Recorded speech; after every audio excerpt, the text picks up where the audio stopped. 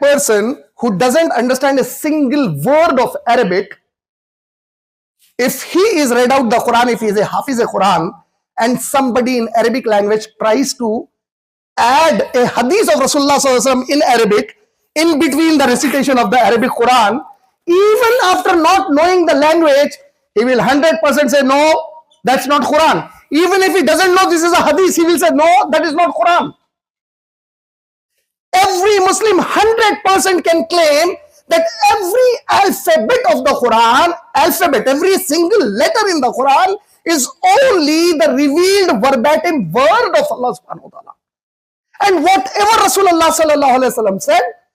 we compiled it in other books. Bukhari, Muslim, Ibn Majah, Yazid Ibn Majah, Tirmizi, Abu Dawud, all these books are compilation of what Rasulullah sallallahu alaihi wasallam spoke. What we need to understand again is, why is this subject very important for us? Because if you are believing in this book, you need to understand that Allah gave you a book and made you a Muslim to believe in something which is 100% perfect, a revelation of Allah, which can be proven at any given point of time to be a revelation from Allah, absolutely unchanged, absolutely unaltered, absolutely protected,